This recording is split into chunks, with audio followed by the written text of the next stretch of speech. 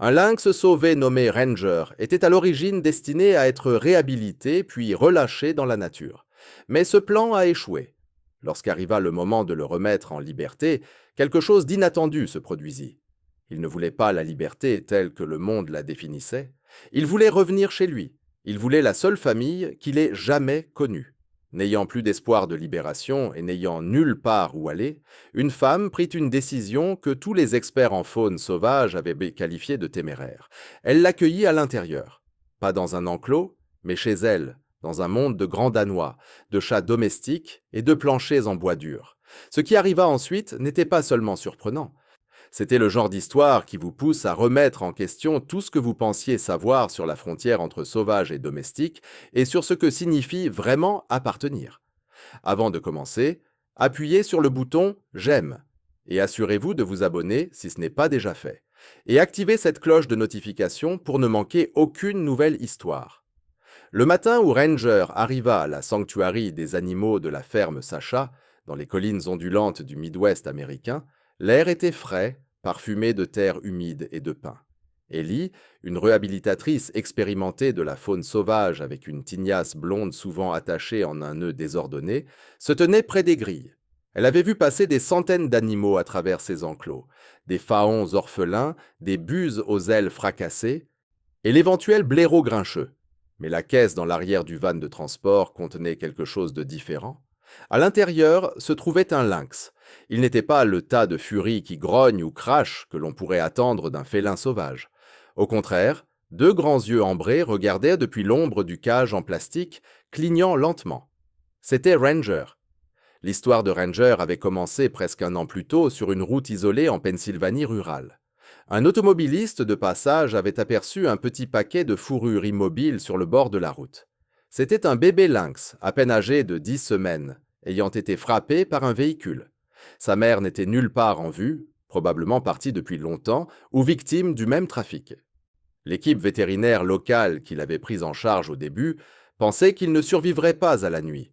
Il avait un fémur brisé, une commotion sévère et des contusions internes qui rendaient chaque respiration difficile. Cependant, le chaton possédait une volonté de vivre obstinée. Sous la supervision du docteur Harris Miller, spécialiste en chirurgie orthopédique féline, Ranger subit 3 opérations complexes. Des broches furent alors placées dans sa jambe et des semaines furent passées dans une chambre à oxygène sous pression pour aider ses poumons à guérir. Pendant ces mois de récupération, le sauvage commença à s'éloigner de Ranger, parce qu'il nécessitait une intervention médicale constante, une alimentation à la main, de la physiothérapie pour mobiliser ses articulations qui durcissaient et un nettoyage quotidien des plaies. Il devint habitué au contact des humains.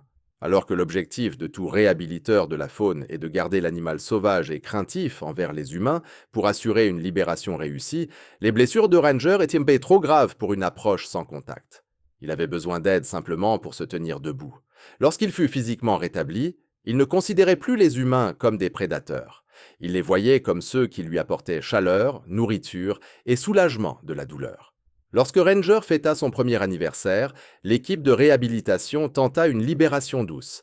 Ils le déplacèrent dans un grand enclos éloigné en forêt, conçu pour imiter son habitat naturel. Le plan était de réduire progressivement le contact humain, d'introduire des proies vivantes, et finalement d'ouvrir la porte à la forêt. Ce fut un désastre. Ranger ne chassait pas les lapins qu'on lui donnait. Il essayait de jouer avec eux ou les ignorait simplement, attendant son bol de viande préparé. Lorsque les réhabilitateurs cessèrent de venir encourager son autonomie, Ranger ne devint pas plus sauvage. Au contraire, il devint profondément déprimé. Il cessa de manger. Il se mit à faire les 100 pas le long de la clôture, poussant des cris de basse fréquence qui résonnaient dans les bois. Il ne cherchait pas une maîtresse ou un territoire. Il appelait les personnes qui l'avaient élevé. Lorsqu'un biologiste local ouvrit enfin la porte pour lui offrir sa liberté, Ranger fit 10 pas, regarda l'immense étendue sombre de la forêt, puis fila en courant dans son abri en bois, tremblant. Il refusa de partir.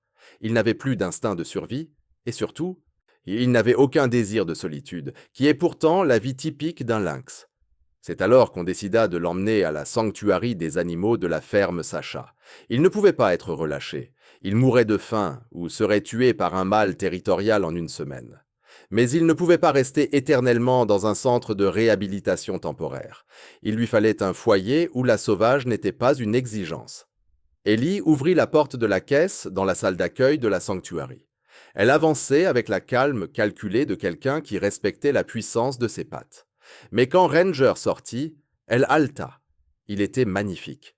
Son pelage était un mosaïque de brun fauve et de gris argenté, ponctué de taches noires audacieuses. Ses oreilles étaient ornées de touffes noires emblématiques, et ses pattes étaient à huit et presque aussi grandes que celles d'Ellie. « Salut, grand gars !» murmura Ellie. Ranger n'escada pas. Il ne se mit pas en position défensive. Il s'approcha droit vers Ellie, renifla son jean en dénime, puis, à la grande surprise de celle-ci, appuya lourdement sa tête contre son genou. La vibration commença presque immédiatement, un ronronnement profond qui ressemblait à un petit moteur en marche au ralenti. « Eh bien » souffla Ellie, en tendant la main pour caresser timidement la fourrure épaisse derrière ses oreilles. « Tu n'es pas du tout ce que décrivaient les brochures, n'est-ce pas ?» Les premières semaines furent une période d'observation. Ranger reçut un grand espace intérieur-extérieur, mais il passait presque tout son temps à appuyer son visage contre la porte en verre menant à la ferme principale. Il regardait l'activité à l'intérieur avec une intensité qui frôlait le désir. Ellie vivait sur la propriété avec ses 3 animaux domestiques. Bruno, un ancien grand danois, qui ressemblait plus à un tapis qu'à un chien. Willow, une chatte sibérienne blanche et grise qui dominait la maison d'un regard de fer. Et Jasper, un énorme Maine Coon, presque aussi grand que Ranger, mais avec la moitié du courage. Un mardi pluvieux, Ellie décida d'essayer quelque chose de controversé. Elle avait consulté des comportementalistes animaliers et le conseil du refuge. Ranger était un bobcat, oui, mais mentalement, il était un compagnon déplacé. Elle mit Ranger dans un harnais robuste avec une laisse et l'emmena dans la pièce de passage de la maison. L'introduction fut tendue, mais pas pour les raisons qu'Ellie attendait. Bruno, le grand DNE, se leva lentement de son lit orthopédique. Il avait 12 ans, le museau grisâtre, et avait tout vu. Il s'approcha du bobcat, qui était 2 fois la taille d'un chat domestique normal, mais moitié celle du chien. Bruno fit une longue et approfondie inspection de Ranger. Ranger, à son tour, tendit une patte massive, recouverte de fourrure, et tapota doucement le nez de Bruno. Bruno poussa un souffle, lécha l'oreille de Ranger une fois, puis retourna dormir. Willow et Jasper étaient plus sceptiques.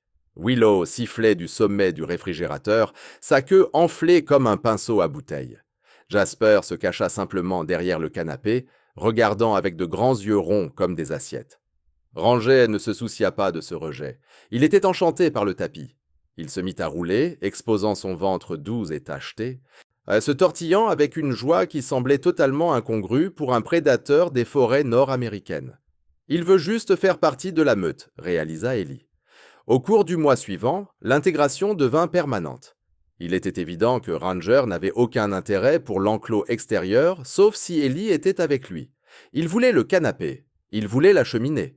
Surtout, il voulait la compagnie. La vie avec un bobcat dans la maison était une série d'ajustements. Ellie dut rendre la cuisine à l'épreuve du bobcat en veillant à ce qu'aucun aliment ne reste sur les comptoirs, car Ranger pouvait sauter du sol au sommet des placards avec la grâce sans effort d'un ressort. Mais malgré ses capacités physiques, son tempérament restait incroyablement doux. Ranger développa une routine. Le matin, il attendait l'alarme d'Ellie. Et dès qu'elle bougeait, il sautait sur le lit, tout son poids de 18 kg, et commençait sa démonstration d'affection dramatique.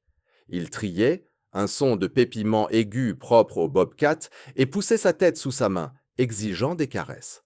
Si elle s'arrêtait, il lui accrochait doucement un patte sans griffe autour du poignet et la ramenait vers lui. Sa relation avec les autres chats évolua en une hiérarchie fascinante. Willow, la sibérienne, finit par décider que Ranger était une source de chaleur utile. Par temps froid, on pouvait la trouver blottie directement sur le flanc de Ranger, son petit corps étant écrasé par sa carrure musclée. Ranger restait parfaitement immobile, comme s'il comprenait que bouger perturberait la petite reine. Jasper, le principal, devint le partenaire de lutte de Ranger. Les 2 grands félins passaient des heures à se chasser dans les couloirs. Ils roulaient ensemble dans un tas de fourrures et de taches, finissant par Ranger qui toilettait le sommet de la tête de Jasper avec sa langue rugueuse. Mais c'était Bruno, le grand hyène, qui devint le confident le plus proche de Ranger. À mesure que l'arthrite de Bruno empirait avec le changement de saison, le vieux chien avait de plus en plus de mal à se relever. Ranger semblait le percevoir. Il restait souvent allongé contre le dos de Bruno, apportant de la chaleur aux articulations douloureuses du chien. Quand Bruno peinait à marcher jusqu'à la porte arrière, Ranger marchait juste à ses côtés, épaule contre épaule, comme pour offrir une présence rassurante. La caractéristique la plus attachante et parfois surprenante de Ranger était sa ruée. Chaque fois qu'un visiteur qu'il connaissait, comme le docteur Miller ou un bénévole régulier du refuge, entrait dans la maison, Ranger s'enfuyait de n'importe où il était. Pour un observateur extérieur, voir un bobcat de 18 kg chargé à toute vitesse, oreilles aplaties et yeux fixants, peut être terrifiant. Cela ressemble à une attaque. Mais à la dernière seconde, Ranger dérapait sur le sol en bois dur, finissant en un tas de fourrure mou, roulant à ses pieds, puis se retournant en pépiant pour un massage du ventre. Il n'a aucune conscience de sa propre gravité, racontait Ellie aux visiteurs, en riant en voyant une bénévole terrifiée réaliser qu'elle n'était pas sur le point d'être mangée, mais plutôt utilisée comme un arbre à chat. Cependant, le spectacle n'était pas toujours léger. À l'automne de la 3e année de Ranger au refuge, un incendie de forêt éclata dans les collines proches. L'air devint lourd de fumée âcre et le ciel vira au orange maladif. Le refuge dut évacuer. Le stress causé par les sirènes et l'odeur de bois brûlé réveilla quelque chose de profond et primal en Ranger. Pour la première fois depuis son sauvetage, il devint craintif. Il se réfugia dans un coin derrière la machine à laver, grognant doucement dans sa gorge, un son qui faisait vibrer le parquet. Il ne voulait pas que Ellie s'approche de lui. Ses pupilles étaient dilatées, ses griffes sorties. « Rangez, s'il te plaît » supplia Ellie, les yeux piquants de la fumée. « On doit partir. Il faut qu'on aille dans la camionnette. » Le grand déneux Bruno fit ce que Ellie ne pouvait pas faire. Malgré sa propre peur et ses jambes défaillantes, Bruno se traîna jusqu'au coin. Il n'aboya pas et ne poussa pas de nudge. Il s'assit simplement devant Ranger, bloquant la vue du bobcat sur la pièce chaotique, et resta là. Il posa sa grosse, lourde tête sur le sol et ferma les yeux. Lentement, le grognement cessa. Ranger s'approcha à pas feutrés de derrière la machine et pressa son visage contre le cou de Bruno. Le lien entre les deux animaux créa un pont de calme. Avec Bruno en tête, Ranger permit à Ellie de le conduire vers le véhicule de transport. Ils passèrent 3 jours dans un refuge temporaire. Ranger refusa de quitter Bruno du regard tout le temps. Lorsqu'ils revinrent enfin à la ferme, qui avait été épargnée par les vents changeants, Ranger passa la première heure à vérifier chaque pièce, s'assurant que Willow et Jasper étaient en sécurité, puis s'effondra enfin sur le tapis devant la cheminée. Il était chez lui. Au fil des années, la maison changea. Bruno atteignit finalement la fin de sa longue vie. Un matin de dimanche tranquille, le vieux chien prit sa dernière respiration dans son lit préféré. La tristesse dans la maison était palpable. Les animaux comprennent la perte avec une dignité silencieuse que les humains ont souvent du mal à égaler. Ranger est resté à côté du lit de Bruno pendant 2 jours. Il n'a pas mangé. Il n'a pas chanté. Il a simplement veillé sur l'endroit où son ami avait passé tant d'années. Ellie craignait qu'en l'absence de Bruno, Ranger puisse perdre son lien avec le monde domestique. Elle redoutait qu'il devienne retiré ou même agressif. Mais à la place, Ranger semblait reprendre le rôle de Bruno. Il est devenu la nounou de la maison. Lorsque Willow est devenue plus âgée et a perdu la vue, Ranger est devenu son guide. Il marchait juste devant elle, sa queue tachetée tenue haute comme un drapeau pour qu'elle puisse suivre l'odeur et le son de ses pas. Il la poussait doucement pour l'éloigner des escaliers et la mener à sa gamelle. Pour le monde extérieur au sanctuaire, Ranger était une anomalie.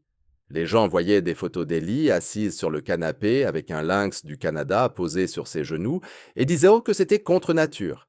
Ils affirmaient qu'un animal sauvage appartient à la nature et que le garder était une injustice envers son héritage. Ellie lisait ces commentaires, puis regardait le grand félin ronfler doucement contre sa jambe. Elle pensait à la nuit où elle l'avait trouvé tremblant dans l'enclos de Libération, terrifié par la forêt qui aurait dû être sa maison. Elle pensait à la façon dont il soignait les chatons d'accueil. Parfois, elle percevait son toucher aussi léger qu'une plume. La nature, c'est la survie. disait souvent Ellie aux visiteurs du sanctuaire. Mais la nature de Rers, c'est la connexion. Il n'a pas rejeté la sauvage parce qu'il était faible, il l'a rejeté parce qu'il a choisi nous, il a choisi l'amour plutôt que l'instinct. À mesure que Ranger avançait en âge, ses taches autrefois vives commençaient à s'estomper en un gris charbon doux. Ses mouvements ralentissaient et les broches dans sa patte, suite à cet accident il y a longtemps, commençaient à faire mal en hiver. Ellie rapprocha son lit du radiateur et lui acheta un tapis chauffant. Un soir, alors qu'une tempête de neige hurlait dehors, Ellie était assise dans son fauteuil avec un livre. Jasper, et lui aussi vieillissant, était blotti à ses pieds. Ranger, avec beaucoup d'efforts, sauta dans le fauteuil derrière elle. Il accrocha ses lourdes pattes avant sur ses épaules, sa tête reposant sur le sommet de son crâne. Le ronronnement commença. Cette même respiration profonde et rythmée qu'elle avait entendue le tout premier jour. C'était le son de la sécurité totale. À cet instant, le début déchirant de la vie de RER. La route froide, les os brisés, l'abandon semblait des remontées à une éternité. La tragédie de sa libération ratée n'était plus un échec. C'était une réorientation. Si Ranger avait réussi, il aurait vécu une vie courte et violente dans la forêt, probablement mourant seul dans la neige. Au lieu de cela, il avait passé une décennie à être le cœur d'un foyer. Il avait appris à un grand chien comment être un mentor. Il avait appris à un chat sibérien à faire confiance à un prédateur. Et il avait appris à Ellie que la sauvage n'est pas un lieu, mais un état d'esprit, et que même les cœurs les plus sauvages peuvent trouver la paix dans les bras d'un ami. Aujourd'hui, Ranger est une légende au sanctuaire pour animaux Sacha Farm. Bien qu'il reste principalement à l'intérieur maintenant, son histoire est racontée à chaque groupe d'enfants en école et à chaque groupe de personnes âgées en visite.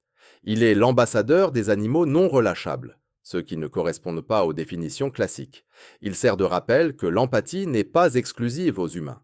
Quand Ranger regarde une personne, il ne voit ni un entraîneur, ni un garde, il voit un compagnon. Mais il accourt encore à la porte pour accueillir Ellie à son retour d'une longue journée dans les champs.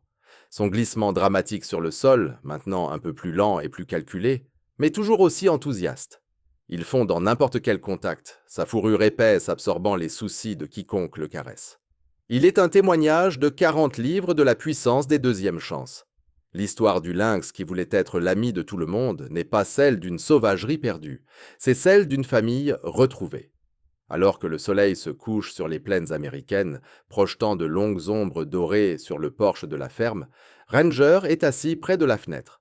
Il regarde la silhouette sombre de la forêt lointaine, l'endroit où il aurait dû être. Il la regarde un instant, puis se détourne, entre dans la cuisine, et pousse doucement la main d'Ellie pour une friandise. La sauvagerie était là-bas, vaste et indifférente, mais à l'intérieur, c'était chaud, c'était lumineux, et il était aimé. Et pour Ranger, c'était le seul monde qui ait jamais compté vraiment. Dans les heures les plus silencieuses de la nuit, lorsque la ferme est immobile et que seul le tic-tac de la vieille horloge dans le couloir résonne, Ranger fait souvent une dernière patrouille. Il vérifie Jasper, qui dort maintenant dans un endroit chaud aux rayons de soleil, même à minuit. Il visite le coin vide où se trouvait autrefois le lit de Bruno, s'arrêtant un instant pour une reconnaissance silencieuse. Enfin, il se dirige vers la chambre d'Ellie. Il ne saute plus immédiatement sur le lit. Ses articulations ne le permettent pas. À la place, il utilise un petit escalier en bois que Ellie lui a construit. Il monte une marche lente à la fois et s'installe au pied du lit. Il repose sa tête lourde sur ses chevilles. Il sent la montée et la descente de son souffle. Il est un prédateur de la montagne et du bush, une créature de dents et de griffes, un fantôme de la wilderness américaine. Mais ici, dans l'obscurité, il est simplement Ranger. Il est un ami, il est chez lui. Le chemin d'un cœur sauvage n'est rarement une ligne droite. Parfois, il mène à travers la douleur et la cassure.